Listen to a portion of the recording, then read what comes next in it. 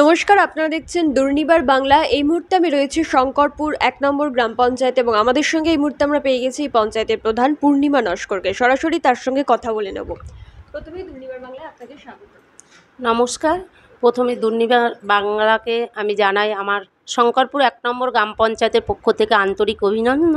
কারণ দুর্নিবার বাংলা যেভাবে কাজ করছে, আমরা যেমন জনপ্রতিনিধিরা সরকারি বিভিন্ন প্রকল্প মানুষের কাছে পৌঁছে দিচ্ছি, আর সেটাই দুর্নিবার বাংলা তারা বিভিন্ন তাদের চ্যানেলের মাধ্যমে সমস্ত জায়গা সেটাকে ছড়িয়ে দিচ্ছে। এই জন্যেই দুর্নিবার বাংলাকে আমার পঞ্চায়েতের তরফ থেকেই আমি আমার আন্তরিক ধন্যবাদ ও অভিনন্দন জানাচ্ছি। প্রধান পদে এটা কি আপনার প্রথমবার? না, আমি প্রথমে 2013 সালে বোর্ডে উপপ্রধান হিসাবে ছিলাম। তারপরে ওই বোর্ডে 4 মাসের জন্যে যে প্রধান হিসাবে চালিয়েছি। তারপরে 18-এর বোর্ডে প্রধান এবং 23-এর বোর্ডে প্রধান। তো এই এত বছর ধরে মানুষের সাথে কাজ করছেন, অভিজ্ঞতাটা কেমন বা কেমন লাগে এই কাজটা করতে? না, কাজ করতে সত্যি বলতে মানুষের জন্যে কাজ করতে খুবই ভালো লাগে।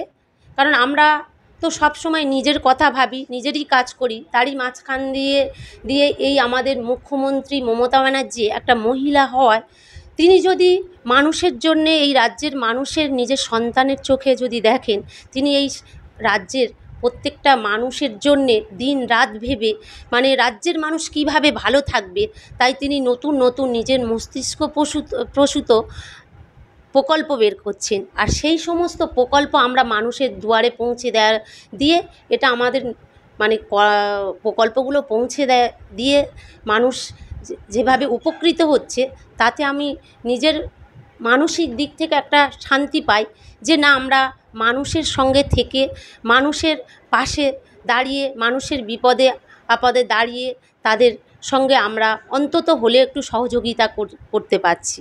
এই মুহূর্তে কোন কোন প্রকল্পের সুবিধা, মানে বিশেষ করে কোন কোন প্রকল্পগুলো বেশি করে পৌঁছে দিতে পারছেন? আমরা মুখ্যমন্ত্রী তো অনেক প্রকল্প রয়েছে, তার মধ্যে স্বাস্থ্যসাথী প্রকল্পটাই হচ্ছে সবথেকে বেশি মানুষ উপকৃত হয়েছে।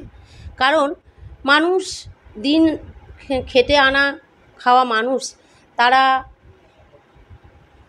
মানে একটা তার বাড়িতে যদি কোনো বাচ্চা অসুস্থ হয়ে যায়, বা হঠাৎ করে কোনো বাচ্চার হাত ভেঙে গেল, বা কারোর কোনো বাড়ির তার শাশুড়ি বা শ্বশুরের কোনো একটা বড় একটা অপারেশনের প্রয়োজন হলো, খেটে খাওয়া মানুষের, দিন আনা দিন খেটে খাওয়া মানুষ, তাদের ক্ষেত্রে ওই অপারেশনটা করার ক্ষেত্রে খুবই কষ্টকর হয়ে থাকে।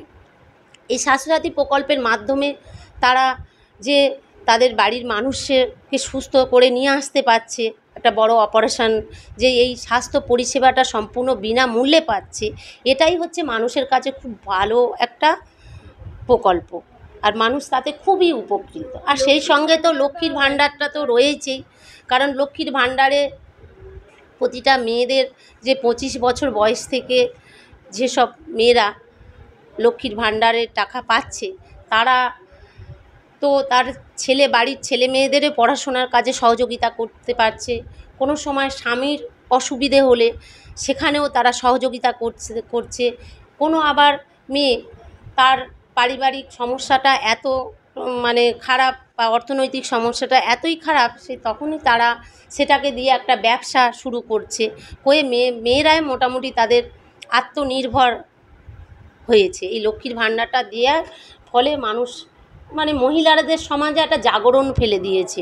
মহিলারা তারা স্বাধীনচেতাভাবে চলাফেরাও করতে পারছে। ভোটের সময় বিভিন্ন উন্নয়নমূলক কাজের স্থগিতাদেশ থাকে, বিভিন্ন 15 ফিনান্স হোক বা অন্যান্য বিভিন্ন কাজে, সেই কাজগুলো এই মুহূর্তে কতটা শুরু হয়েছে? আমাদের এই মুহূর্তে 15 ফিনান্সের কাজ কিছুটা হয়েও গেছে।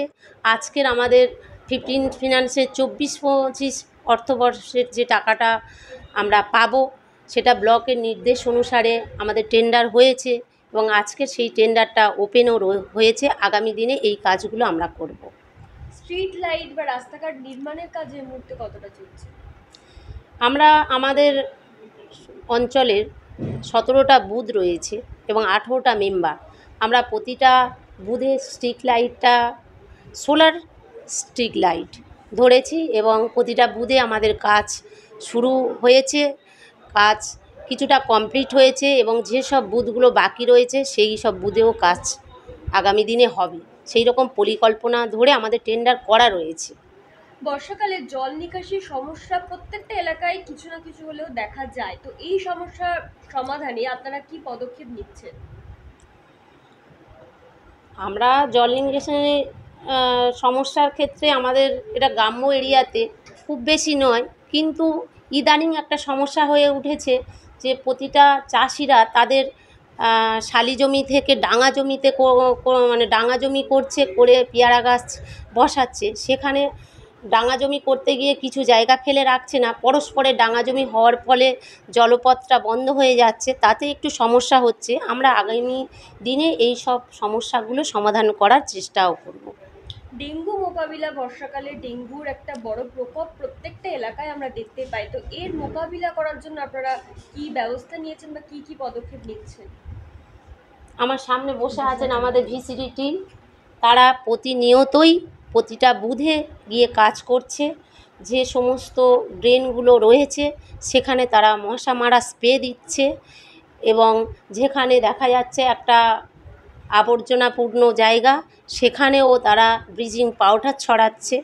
মানে আমাদের এই ভিসিডি টিমটা খুব অ্যাক্টিভভাবে কাজ করে, প্রতিটা বুথে খুব অ্যাক্টিভভাবে কাজ করে। সেই জন্যে আমার অঞ্চলে এখনও পর্যন্ত কোনো ডেঙ্গুর পেশেন্ট নেই। এর আগে কখনো কি কোনো ডেঙ্গু সংক্রমণ ধরা পড়েছিল নাকি কখনোই পড়েনি? 2013 সালে একটা ডেঙ্গুর পেশেন্ট ধরা পড়েছিল, 2013 সালের বোর্ডে আর কি। সেই সময় একটা ডেঙ্গুর পেশেন্ট ধরা পড়েছিল, কিন্তু সেই পেশেন্টটা মানে আমার এলাকারই, এখানে এসে তার ডেঙ্গুটা হয়নি। সে কলকাতায় ব্যবসা করত, সেখান থেকে সে ডেঙ্গু জ্বর সহ এখানে এসেছে। এখানে আমাদের স্বাস্থ্য কর্মী দিদিরা পরীক্ষা করেই দেখা যাচ্ছে যে তার জ্বরটা ডেঙ্গু।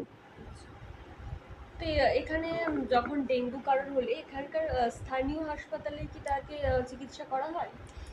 প্রথমে আমাদের কর্মীরা তো প্রতিটা বাড়ি বাড়ি এই বর্ষার সময় খোঁজ নিচ্ছে যে কোন বাড়ি জ্বর রয়েছে, কার জ্বরের সিমটম দেখা দিয়েছে। সেইভাবে তারা আগে তাকে প্রাথমিক চিকিৎসা হিসেবে তাকে প্যারাসিটামল দিচ্ছে। তারপরে তাতে যদি না কমে তাহলে তারা আমাদের কাছাকাছি বারুইপুর হসপিটাল রয়েছে, সেখানে তারা নিয়ে যাচ্ছে। 26-এর নির্বাচনের আগে মুখ্যমন্ত্রী এবং অভিষেক বন্দ্যোপাধ্যায় একটাই বার্তা বারবার করে দিচ্ছেন যে বুথ স্তর থেকে সংগঠনকে মজবুত করতে হবে আর মানুষের কাছে পরিষেবা বেশি করে পৌঁছে দিতে হবে। এই বার্তাটাকে মাথায় রেখে আপনারা কিভাবে কাজ করছেন বা কেমন নির্দেশ দেওয়া হচ্ছে আপনাদের ওপর থেকে? আমাদের বুথের প্রত্যেকটা বুথে একটা করে পার্টির বুথ সভাপতি রয়েছে। আমরা সেই বুথ সভাপতিদের নিয়ে প্রায় মাসে তাদের ডেকে নিয়ে এবং সেই সঙ্গে মেম্বারদের নিয়ে আমরা মিটিং করি এবং সব সময় আমাদের পার্টির তরফ থেকে নির্দেশ থাকে যে প্রতিটা বুথের মানুষ যাতে না কোনো সমস্যায় পড়ে, তাদের সব সময় পাশে থাকা, প্রতিটা বাড়িতে বাড়িতে গিয়ে তাদের কি সমস্যা আছে সেটা জানা। সেইভাবেই আমাদের সমস্ত কর্মীরাও কাজ করছে, খুব শান্তিপূর্ণভাবেও তারা এইভাবে কাজটা করে যাচ্ছে, যাতে আগামী 26-এর বিধানসভা ভোটটা যাতে আরও ভালোভাবে ফলাফল আমাদের অঞ্চল থেকে করতে পারে। অসংখ্য ধন্যবাদ।